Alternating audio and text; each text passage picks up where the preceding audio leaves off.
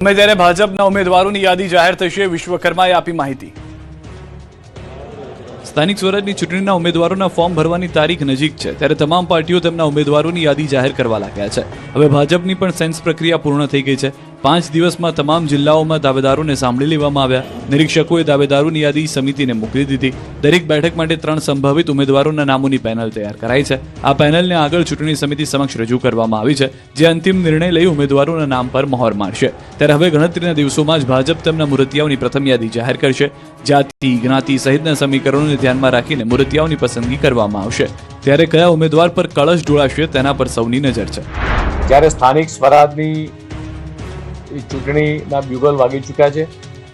આખા રાજ્યની અંદર ભારતીય જનતા પાર્ટીના તમામ નિરીક્ષકોથી માંડી અને સેન્સ પ્રક્રિયા પરિપૂર્ણ થઈ છે અને આગામી દિવસોથી ચૂંટણી સમિતિ પણ બેસશે અને તમામ જગ્યાએ એને યોગ્ય નિર્ણય લેશે।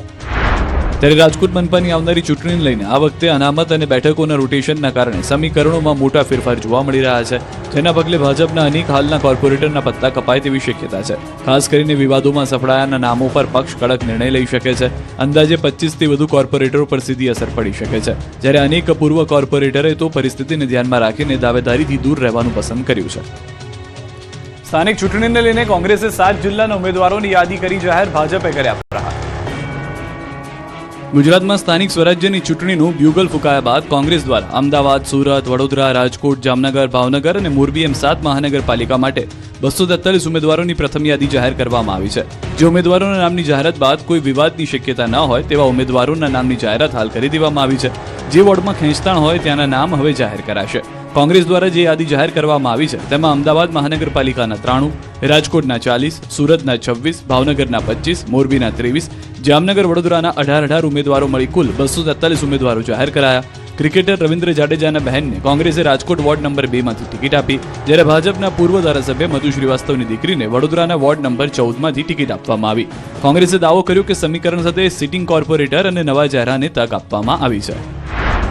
ત્યારે અમદાવાદના હિન્દુ વિસ્તાર ગણાતા પાલડીમાં કોંગ્રેસે લઘુમતી ઉમેદવારોને ટિકિટ આપતા રાજકારણ ગરમાયું છે। એલિસ બ્રિજના ભાજપના ધારાસભ્ય અમિત શાહે સોશિયલ મીડિયામાં પોસ્ટ કરી કે કોંગ્રેસ પર પ્રહાર કર્યા। પોસ્ટ કરી કે પાલડીમાં અશાંતધારાનો કડક અમલ થશે, ડંકાની ચોટ પર અમલ થશે। નોંધનીય છે કે પાલડીમાં સતત વધતા લઘુમતી પ્રભુત્વને લઈને હિન્દુ લોકોમાં રોષ છે, સવાલો પણ ઉઠી રહ્યા છે। કોંગ્રેસ નર્મદામાં પણ એકલા હાથે ચૂંટણી લડશે, આદિવાસી વિસ્તારમાં જામશે ત્રિપાંખીઓ જંગ। સ્થાનિક સ્વરાજની ચૂંટણીમાં કોંગ્રેસ કોઈ પણ પક્ષ સાથે ગઠબંધન નહીં કરે, એકલા હાથે જ આદિવાસી વિસ્તારમાં ચૂંટણી લડશે। ગુજરાત કોંગ્રેસ દક્ષિણ પ્રભારી શ્રી નિવાસને નર્મદા જિલ્લાના કેવડિયા કોલોની ખાતે જિલ્લા કોંગ્રેસની બેઠકમાં હાજરી આપી। જિલ્લા કક્ષાની બેઠક મળી હતી, જેમાં જિલ્લાના તમામ આગેવાનો ઉપસ્થિત રહ્યા। આ કાર્યક્રમમાં ગુજરાત કોંગ્રેસના દક્ષિણના પ્રભારી શ્રી નિવાસન, જિલ્લા કોંગ્રેસ પ્રમુખ તડવી તેમજ નર્મદા અને છોટાઉદેપુર જિલ્લાના કોંગ્રેસના નેતાઓ, કાર્યકર્તાઓ સદે ઉપસ્થિત રહ્યા। આ કાર્યક્રમમાં આમ આદમી પાર્ટી અને ભારતીય જનતા પાર્ટીમાંથી 30થી વધુ કાર્યકરો કોંગ્રેસમાં જોડાયા, જેમનું સ્વાગત કરવામાં આવ્યું। ત્યારે મીટિંગ દરમિયાન દક્ષિણ ઝોનના પ્રભારી શ્રી નિવાસને જાહેરાત કરી કે સ્થાનિક ચૂંટણીમાં કોંગ્રેસ કોઈ પણ અન્ય પક્ષ સાથે ગઠબંધન કરવાનું નથી અને એકલા હાથે જ કોંગ્રેસ ચૂંટણીઓ લડશે। રાજકારણમાંથી પૈસા બનાવ્યાના ભાજપના નેતાના દાવાથી રાજકારણ ગરમાયું, કોંગ્રેસે પ્રહાર કર્યા। આણંદના ભાજપના નેતા અને અમૂલના પૂર્વ ચેરમેન વિપુલ પટેલે એક કાર્યક્રમમાં જાહેર મંચ પરથી સ્વીકાર કર્યો હતો કે રાજકારણથી જે મેં રૂપિયા બનાવ્યા છે, જેને લઈને રાજકારણ ગરમાયું છે। ત્યારે કોંગ્રેસે ભાજપને ઘેરી છે। કોંગ્રેસ પ્રદેશ પ્રમુખ અમિત ચાવડાએ આક્ષેપ કર્યો કે ભાજપના નેતાના નિવેદનને કોઈએ વખોડ્યું નહીં। વિપુલ પટેલે જાહેરમાં ભ્રષ્ટાચાર કર્યાનું સ્વીકાર્યું છે। તાત્કાલિક સસ્પેન્ડ કર્યો હોત તો લાગ્યું હોત કે આ ભાજપ ભ્રષ્ટાચાર સામે વિરોધમાં છે અને નાખવા માંગે છે, પણ બધા તાળીઓ વગાડતા હતા। નોંધનીય છે કે ખેડા જિલ્લાની સ્થાનિક સ્વરાજ્યની ચૂંટણીઓ વચ્ચે ભાજપ નેતા વિપુલ પટેલે બધાને ચોંકાવ્યા અને જાહેરમાં કહ્યું કે છાતી ઠોકીને કહું છું કે મેં રાજકારણમાં રૂપિયા બનાવ્યા છે।